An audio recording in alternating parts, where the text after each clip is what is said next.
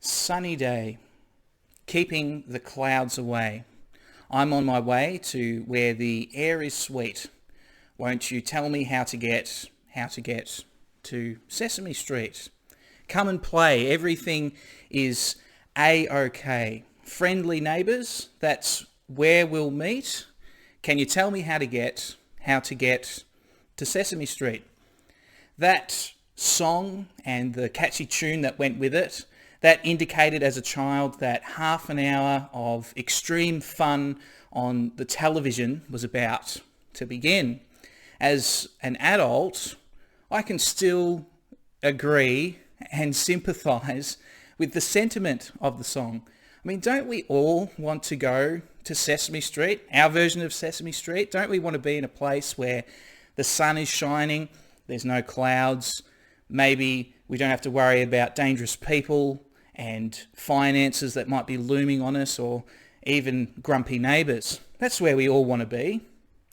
But I want to ask you today, what if Sesame Street is closed?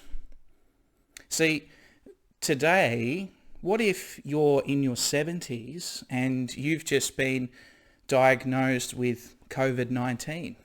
What if it is now dawning on you that your business, which you've worked hard to ground, which you've worked hard in, is going to close, or that you're going to lose your job, or perhaps you have to spend long periods of time at home with your kids, or maybe by yourself?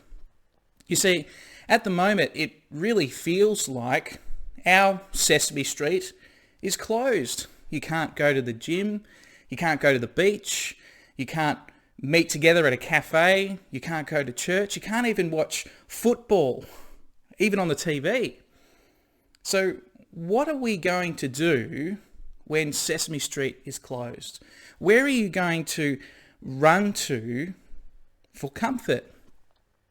You see, Psalm 77, this psalm is by a man named Asaph. And Asaph, he is in a crisis of his own. He's in great distress. And we don't know exactly what this crisis is or what the distress is, but we do know through reading the psalm that it causes him physical, emotional, and spiritual turmoil. But Asaph, through this psalm, he teaches us how to find comfort in crisis. And finding comfort in crisis is not through escapism, through escaping to our version of Sesame Street. It's not through being stoic. Instead, to find comfort in crisis, you need to, first of all, talk to God about yourself. That's first of all in the first 9 verses. And then second, you need to talk to yourself about God. So first of all, Asaph teaches us that to find comfort in crisis, we're to speak to God about ourselves. Asaph, we can tell just through glancing our eyes through Psalm 77, he is in bitter turmoil. Something significant is happening in his life. In fact, the way that you read this psalm, you could almost imagine that someone like Adele could sing it. Asaph is like the Adele of the Old Testament. Did you read the words as we went through, particularly the first, say, 6 or 7 verses? Asaph there, he talks about crying aloud to God. Asaph also expresses the fact that he's bowing down on the ground. He's got his hands outstretched in the night, praying to God. And yet, praying to God seems to bring about more distress for him. He cries out to God and there's no answer. His eyelids won't close. In other words, sleep is not coming to him.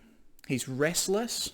And he begins to sing to himself. He is, after all, a songwriter, and tries to reflect on better days, the good old days, the good years of his life. And yet, comfort still seems to elude him. I wonder if you have ever felt the same way. Can you relate to praying and not getting an answer, to staying up late at night, worried and concerned about something, and it's like your eyelids won't close, and you can't even really give voice to exactly the pain that's going on in your heart. This is exactly what Asaph's talking about here. I mean, isn't that where we are often when we're anxious and when we're fearful, when we're in the middle of a crisis? Isn't that where we are? Where we seem to be left alone with our thoughts, don't we? That certainly seems to be where Asaph is. But Asaph knows that he's not alone with his thoughts. He knows that he has his God. He knows that God is with him. You see, Asaph, he directs his attention to God. See, I want you to look in your Bible there at Psalm 77, verses 7 to 9, and recognize and see if you can hear Asaph, tired, exhausted, lack of sleep, saying these words, addressing these questions to God. He says in verses 7 to 9, "Will the Lord spurn forever and never again be favourable? Has his steadfast love forever ceased? Are his promises at an end for all time? Has he forgotten to be gracious? Has he in anger shut up his compassion?" You see, we must remember that Asaph, he's a mature believer. He's, after all, a songwriter for God's people. And yet, at the moment, he feels as if God's compassion, God's grace, his promises, they're all distant. They're all removed from his current experience, that his distress and his crisis means that somehow God's compassion and his grace have been cut off from him. But you see, Asaph, he brings this to God. He brings it to God in faith.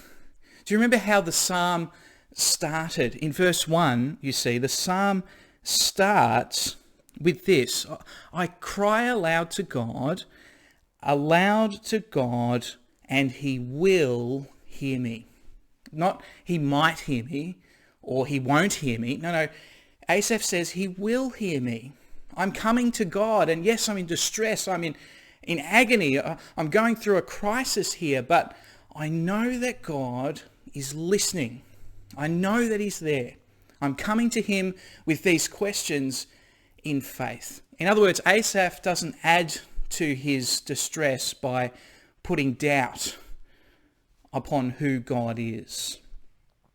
You see, today, to find comfort in crisis, you need to speak to God about yourself.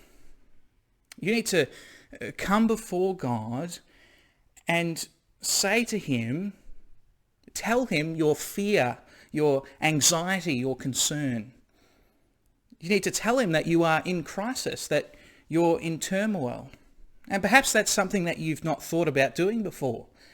Maybe it's something that you've never done.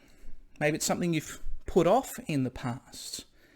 Have you spoken to God? Have you addressed him? Have you brought your fear before him? Maybe today you're also just keeping it all bottled in. Maybe you've retreated inside yourself today. You see, God, though, he's not looking for people who are just stoics, who kind of just suck it up and put on a brave face. He's looking for followers of him who are honest with him about how they feel and what they're going through. This is a relationship after all. You see, with God, God's not asking us to stiffen the upper lip, but loosen the lips. Speak to him about what's going on. Think about a child, for example, when they're going through fear, when they're in the midst of being afraid. What does a child do? Well, you might have had this experience yourself. A child, first of all, they'll cry out. They'll say, "I'm scared. I'm afraid." And they also know who to direct that cry to. They cry out to mum and dad. They cry out to the one who has the strength. They say, I'm scared, I'm afraid, mum and dad. And you see, Asaph is pointing us to do the same thing, to come to God, to say, God, I'm afraid, I'm scared. God, I am falling into the trap of believing that your steadfast love has been cut off and you've forgotten to be gracious. We come to God with our fears. So that's the first step in finding comfort in crisis. But second, to find comfort in crisis, you need to speak to yourself about God. You see, Asaph, he doesn't just stay in a conversation with God and then not go and reflect on his word. Much the opposite. You see, Asaph, in the midst of his distress, he has a breakthrough. Did you notice in verse 10, this is the breakthrough. It says that he will appeal to the years of the right hand of the Most High. You see, the right hand, that was always synonymous with power, with dominance. You think that most people, well, perhaps not most people, but generally people are right-handed. And in the Old Testament, that was a symbol for power, for dominance, your right hand. But also the fact that we're talking about a hand means that we're talking about activity. I mean, we do things with our hand. And so Asaph is saying here that he is going to meditate, he's going to remember, he's going to ponder on the works of God's right hand, when God acted, when God did things in strength, in power. He's going to reflect on God's mighty works. And we see that particularly in verses 11 to 15, that Asaph, he begins to ponder, he begins to remember, he begins to meditate on what God has done. He remembers who God is. He says there that God is holy. In other words, all the things that he does is good. It's moral, it's upright, but also that God's ways are not our ways. He's the creator, and Asaph, we are the creature. That God, he moves in mysterious ways, in ways that sometimes we can't even comprehend, but he's good. God is also great. He can't be compared to the gods of wood and stone. He's not a figment of somebody's imagination. He's the living God. In fact, he's demonstrated that he's the living God through acting in power. And here Asaph, he talks particularly about the fact that God has done his wonderful deeds publicly before all people. All people can see God's power and strength. For Asaph, his mind is drawn in verses 16 to 20 to one particular event in Old Testament history, and that is the Exodus. You see, the Exodus is perhaps one of the greatest events in the Old Testament. The Exodus is where God, through a mighty hand, delivered his people from Egypt. He sent the plagues on Egypt. He delivered his people through the parting of the Red Sea, and he provided for them in the wilderness. Verses 16 to 20 is full of that imagery, the imagery of Mount Sinai, the imagery of passing through the water. This is the Exodus.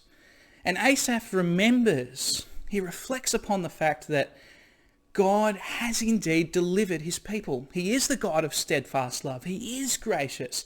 He does keep his promises. In fact, Asaph would have been able to recognize that here he is, one of the people of God in the promised land that God promised they were going to get. Here he is as a result of God's steadfast love, his grace, and his compassion. There was no need to doubt. He could reflect on the fact that God is gracious. He keeps his promises. He is faithful, and he does deliver.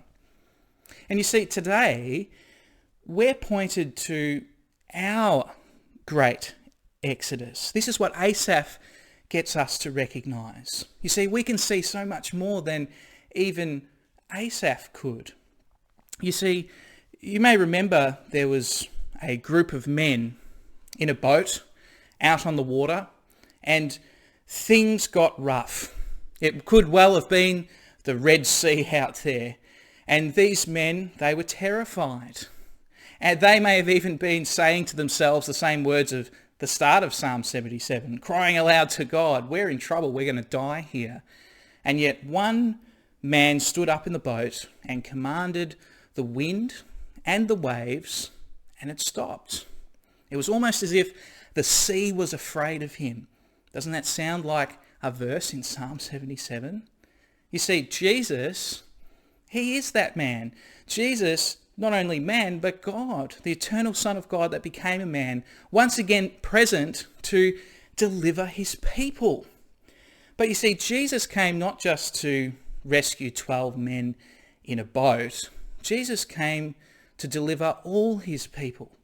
And how did Jesus do that? Well, Jesus went to the cross, and there God's wrath against our sin, it cascaded down on Jesus. He took the punishment we deserved for our sin on the cross, and he rose again. And he did all of this so that in the hour of our greatest distress, we would know and be assured of his presence. The fact that God has demonstrated his steadfast love towards us. And again, the cross of Jesus, the resurrection, public events, things that are displayed for the whole world to see. But more importantly, they are a constant reminder of God's compassion, his love, his grace, and his promise towards us. To find calm in chaos, to find comfort in crisis, you need to speak to yourself about God. You see, what words have you been using? What things have you been saying to yourself? What things have you been turning over in your mind recently? Have you been going back to the life, death, resurrection of Jesus? Have you been going back to the good news? Have you been reminding yourself that Jesus, he died on the cross and rose again, that he's taken away your sin as far as the east is from the west? Of course he's demonstrated his grace and his steadfast love. Have you been reminding yourself of these things during the midst of a crisis? You see, a current crisis or a pandemic, it has a way of clouding our view of God's past faithfulness and his deliverance. Take, for example, when I first started going on airplanes. You see, I was scared. It didn't matter how many times I had seen on TV the fact that planes, they usually take off fine and land fine, and pilots can be trusted. As soon as I sat down, it all went out the window. But you see, I'm getting better. Why? Because every time I sit down, I remind myself of past faithfulness. I remind myself of the fact that every flight I've taken, I've had no reason to doubt the pilot's expertise. I've had no reason to doubt the plane's integrity. And that's what Asaph is urging us here to do in this psalm, is that when we're in the midst of a crisis, as the waters seem to surround us, what we need to do is to find our comfort in the one who actually makes the sea afraid. We need to come to the one who won our great escape, if you like, at the cross. That's where we find our comfort. It's not through escaping to Sesame Street. Instead, it's found in the sure and certain hope, the sure and certain work of Jesus Christ. So today, Psalm 77, finding hope, finding comfort in crisis, means that you need to speak to God about yourself. Come to God. Come to God in faith, knowing that he listens. Come to him and express your fears, express your emotions to him. But also remember God's faithfulness. Speak to yourself about God. Remind yourself about Jesus and his wonderful work on the cross, so that you would be reconciled to God and enjoy eternal life with him forever.